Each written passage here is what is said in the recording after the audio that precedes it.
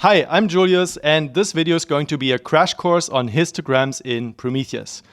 We're going to talk about what histograms are, why they are useful, how they get exposed from your service to Prometheus, and then we'll learn how to query them in PromQL. So that means calculating percentiles from them, aggregating histograms across label dimensions, and more. Just one really important note. This video is only about the classic histograms, which have been part of Prometheus for around a decade already. Those are the histograms that expose one time series per configured bucket. Now, there are really cool new native histograms coming to Prometheus at the moment, and I will make a separate video about those once they are marked stable. So subscribe to this channel to see future videos like that one as well, and leave me a thumbs up if you like this one. All right, let's go. So histograms are a tool that allows you to measure the distribution of a set of numeric values. Those values could really be anything, like HTTP request durations, response sizes, or even the different body lengths of a group of people. But I'll use request durations as an explanatory example in this video, since that's the most common use case for histograms in systems monitoring. Now imagine you're running a web service and your users will get frustrated if the service is too slow. So to make sure that your service is actually responding fast enough, you'll want to measure how long it takes for the service to handle individual requests. Now you could just record every single request along with its duration to an event log, but for high traffic services that can get really expensive to store and query. Also, Prometheus only handles metrics and doesn't store full event logs, so you would need a separate system for that anyway. But how can you still get a useful idea of the service latency with just metrics? Naively, you could try to use a single gauge metric that you set to the duration of the last request that you just handled. But there could be many requests happening per second, so that value would be set and overwritten much more frequently than Prometheus would be able to scrape it. And you would also lose any idea about how many requests have happened and when. So this approach would not really tell you much about what is going on. But maybe we can somehow record the distribution of a set of request durations over time. One approach would be to use a Prometheus summary metric, where the instrumented service process itself pre-calculates a streaming percentile value like the 90th percentile request duration, and exposes it directly to Prometheus. But summaries have one huge drawback. They're not aggregatable across label dimensions. So if you have the 90th percentile values from multiple service instances, there's no statistically valid way to get the service's overall 90th percentile from those individual values. That's why you don't actually see these summary metrics that often. And that's also where histograms come in. When setting up a histogram metric, you choose a set of latency ranges to track, and then the service process counts how many requests fell into each one of those ranges over the runtime of the process. In histograms, we also call those ranges buckets, and the nice thing is that you can aggregate them correctly across multiple instances and other label dimensions. Those buckets then give you a pretty good idea of how many fast or slow requests you have, and you can adjust the bucketing schema to suit your service and your needs. In this example histogram, there are 5 buckets that cover the entire spectrum of possible request durations. For example, we have 105 requests that have completed between 50 and 100 milliseconds, and 617 requests that finished between 100 and 250 milliseconds. And finally, in Prometheus, we also always have a special bucket at the very end of the histogram with an upper bound stretching all the way to infinity. This bucket helps us catch any super slow requests that didn't fit into any of the explicit previous buckets that we defined. So in this case, there were 215 requests that took longer than 250 milliseconds, but we don't really know how much longer they actually took. Okay, this is great, but we need to figure out the best way to expose these buckets as time series to Prometheus. Well, how about just treating each bucket as a counter metric, and whenever Prometheus scrapes your service, it sends the current count for each bucket to Prometheus. If we wanted to do that, we would need to put some labels on each bucket series, so we would know which bucket the series represents. In the case of a normal histogram representation like this one, we would need two labels on each bucket, one for the lower bound and another for the upper bound. Needing two labels would be complicated to work with and has some other drawbacks, so Prometheus actually represents histograms in a different way, so that it only has to track a single label per bucket. Prometheus uses a cumulative histogram representation for this, which just means that each bucket also contains the counts of all the previous buckets. You could also think of this as each bucket actually starting at 0. So if we wanted to show the same histogram as a cumulative representation, it would look like this. Now we only have to track the upper bound for each bucket using a single label. Prometheus uses the special LE label name for this, which might sound cryptic, but really just stands for less than or equal. And in the label value, we encode the upper bound of the bucket as a string. So for a histogram metric that measures request durations in seconds, an LE label value of 0.5 would mean that this bucket contains all requests that have completed in less than or equal to 0.5 seconds. Now let's see what the resulting metrics look like. Each bucket counter is exposed as a series with an _bucket metric name suffix and an LE label indicating which bucket the count belongs to. And in addition to these bucket series, the histogram also exposes the total sum of all tracked values as well as the total count of all values seen so far. So in this case, the sum metric represents the total time in seconds that the service has spent handling requests, and the count metric tells us how many requests there were. We get these additional counter metrics for free for any Prometheus histogram, and they're really useful for figuring out things like request rates or average request durations. Now, when your service starts up, all of the bucket counters will initially start at 0. And then as your service handles requests and tracks them into the histogram, the bucket values will gradually increase over time, depending on the observed durations. If we look at this lifecycle again with a Prometheus server scraping these metrics from the service, you can see that Prometheus only collects the current value of each bucket counter every once in a while, depending on its scrape interval. And then Prometheus builds time series from these individual scrapes in its TSDB that we can then query. But before we go into querying, let's have a brief look at instrumentation. So what does it look like to add a histogram metric to your service code? I won't explain all the details of Prometheus instrumentation libraries here, but I will show a simple example using the Go client library. In this minimal Go program, we first create the histogram by giving it a name and a documentation string, and then we list the upper bounds of the buckets that we want to track. This is really just a list of floating point numbers, and those are the same values that will later end up in the LE label.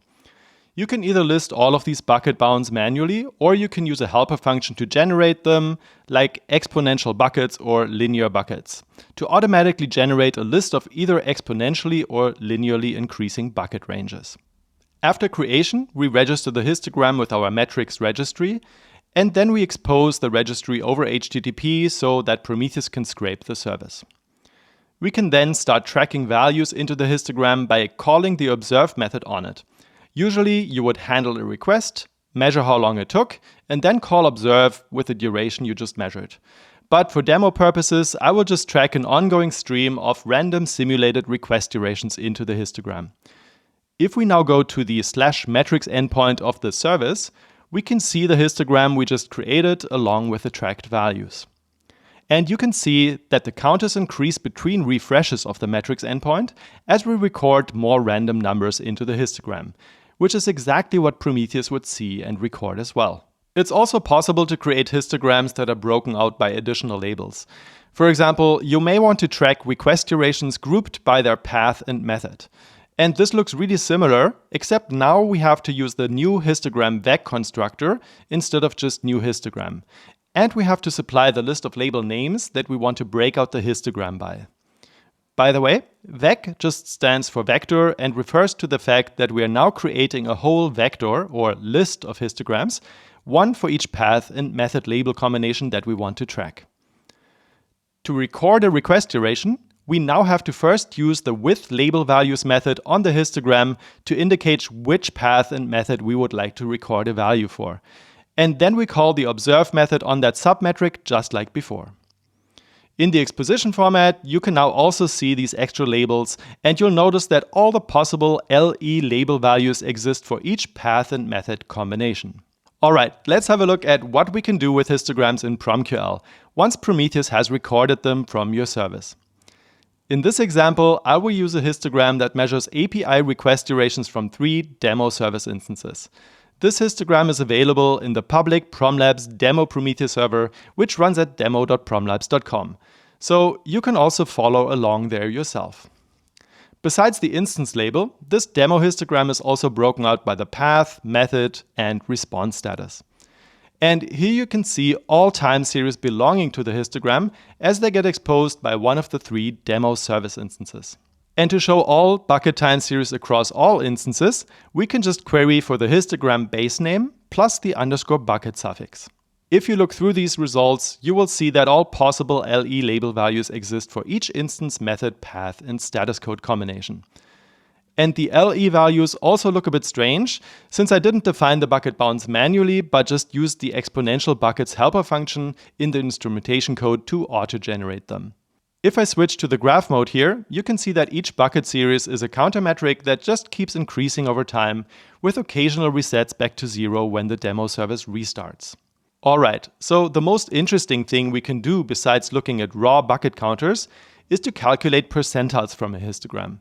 The histogram itself answers questions like how many requests have completed between 50 and 100 milliseconds, but we often want to ask the reverse question, like what is the time within which 90% of my requests complete? That's also called the 90th percentile request duration, and percentiles are a super common service health indicator in systems monitoring. For example, you might have an SLA saying that your 90th percentile request duration should not exceed 500 milliseconds.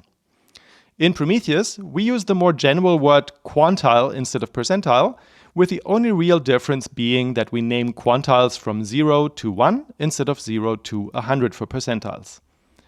So, for example, the 0.9th quantile would be equivalent to the 90th percentile. And it turns out that you can use a histogram to approximate percentiles or quantiles from it.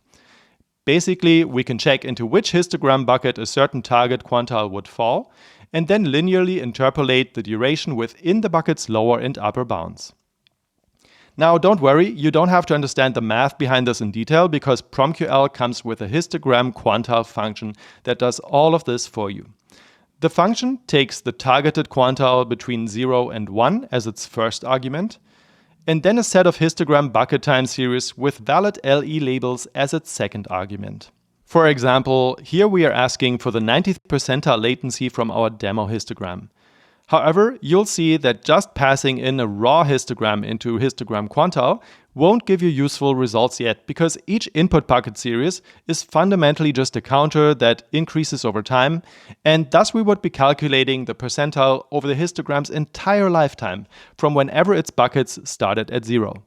That could have been 5 minutes ago or a year ago, depending on when the process started. But it's most likely not exactly the time window that you want to look at. So to fix that, we can use the increase function around the individual bucket counters to clamp down the histogram to just those bucket increments that happened within a certain defined time window, like the last 5 minutes. The result is still a valid histogram, which we can feed into the histogram quantile function, and now we get useful results. For example, here you can see that the 90th percentile request duration for a particular label combination was around 200 milliseconds. And this is as averaged over the last 5 minutes relative to each resolution step in the graph. Now, in practice, people actually tend to use the rate function instead of increase, because it's shorter to write and the two functions only differ in their output unit. And it turns out that the quantile calculation doesn't care whether the input bucket counts have a per second unit or contain an absolute number of increases. The only thing that matters for that calculation are the relative proportions of the buckets to each other. And those are the same no matter which of the two functions you use. By the way, if you want to understand these counter rate functions better, check out my previous video about them up here. So now we can freely control the time window over which we want to calculate our percentile. If we make the window smaller, like 1 minute, you can see that the graph reacts much quicker to the underlying changes in the request durations. And if we make the window longer, like 15 minutes, the graph will get much smoother. But in practice, 5 minutes is a really common duration. You may have noticed that the graph still shows individual quantile series for each instance, method, path, and status code combination. Now, sometimes that level of detail is exactly what you want, but often you will want to aggregate some or all of those dimensions together. And in the extreme case, you may even want to know the total system's 90th percentile value, not broken out by any dimensions anymore. Now, it turns out we can actually aggregate multiple of these subhistograms together by using PromQL's sum aggregation operator. That's at least possible as long as all the subhistograms share the same bucketing scheme, so that we have equivalent buckets between all the label combinations that we care about. Here's an illustration for why this works. Imagine you have a histogram that is reported by a service with 2 instances, but that has no other labels on it. Now you can group equivalent buckets between the 2 instances together and then sum up their counts to produce an overall derived histogram that represents the entire service. We just have to make sure not to aggregate away the LE label so that the buckets are still preserved and the result is still a valid histogram. And we'll still want to take the rate of each individual bucket time series before summing them together so that we're summing bucket increments over a defined time window. And then finally, we can feed this derived histogram into the histogram quantile function again. In our previous demo example, we can achieve this by wrapping a sum aggregator around our rates and using a by clause to preserve the LE label. Now we can see the demo service's overall 90th percentile request duration. An overall grand total is great, but we can also preserve some of the label dimensions by listing those labels in our by clause. For example, we may want to see the results broken out by the path and the method of the request, so we add those 2 labels in there, and now we see individual percentile values for each path and method label combination. So this allows you to freely control the aggregation level of your percentile calculation. And of course, you could also use the without modifier to list the dimensions you want to get rid of instead of the by modifier, which lists the ones you want to keep. And if this query is getting a bit scary and complex, don't worry. This overall query pattern of the histogram quantile function wrapping a sum aggregator, which then again wraps a rate function, is so common that Prometheus and Grafana even have autocompletion snippets for it. So you don't even have to remember and type the entire thing yourself. Just start typing histogram quantile, select the snippet, and then you just need to fill out a few key values like the quantile you want to calculate and the histogram you want to use. And of course, you can then still adjust the aggregation level and the time window again. Okay, I mentioned earlier that you don't need to understand the details of how quantile calculation works under the hood. But it's good to at least understand that calculating a quantile from a histogram will always be an approximation and will have some amount of error attached to it. That's because the histogram doesn't store information about all individual request durations, but just categorizes them into a set of more or less wide buckets. And the specific bucket that your targeted quantile falls into determines how large the error can be. If the bucket is really wide, there's more uncertainty in estimating the request duration within the bucket, whereas a narrower bucket will get you more accurate results. Now, you may be tempted to just make all your buckets really narrow and have a lot of them, but keep in mind that every bucket you add also creates at least one new time series that Prometheus has to track. So, in practice, people often go for a handful of buckets per histogram. And overall, choosing the perfect bucketing scheme for your application is always a trade-off between the cost and resolution, so you will probably find yourself adjusting your bucket schema over time. If you want to learn more about bucket schemas and the errors of quantile estimation, also check out the best practices for histograms in the Prometheus documentation, which I will also link in the description below. Alright, moving on from quantiles, there are a few other things we can do with histograms. First, let's talk about heatmaps, which allows us to visually see how many requests we are getting for each configured bucket range and how this changes over time. If you select a histogram and then limit it down to just one single instance, method, path, and status code, you can display the result as a heat map over time. For this, switch to the graph mode and then select the heat map display type. Note that you'll need at least Prometheus 2.49 for this, or otherwise you can also find a similar functionality in Grafana. We'll again want to wrap a rate or increase function around the raw bucket counters so that we can see the request duration changes over a defined moving time window. For example, if we use rate, we can see a visual display of how many requests per second we are getting for each bucket, averaged over a 5 minutes window in this case. You can see that many of the requests for this label combination fall into the range between 13 and 29 milliseconds, but every few minutes the service also has a spike of slower requests in the band between 44 and 66 milliseconds. Next, let's talk about request rates. Since all histograms include a counter metric with an _count suffix, we can use this counter to calculate request rates as we would with a normal counter metric. That just saves us the trouble of having to create a dedicated separate counter metric if we already have a histogram. And since histograms also give you the total sum of all observed values as an _sum series, you can then divide the rate of increase of the request handling time by the equivalent request rate and get an average request duration for each label combination as an output. That's maybe not as valuable as a percentile calculation, but it's really cheap and doesn't even need any bucket. And of course, you can use aggregations here as well to get the average duration for specific label groupings. Alright, now you know how histograms work, how to add them to your service, and how to query them in PromQL. I used request durations as an example in this video, but you can really use histograms for all kinds of other numeric value distributions as well. And as I mentioned in the intro, there's a new native histogram metric type coming to Prometheus as well, and I will make a video about that in the future. And in the meantime, if you want to learn more about Prometheus in an interactive and structured way, go check out my self-paced courses at training.promlabs.com. See you soon!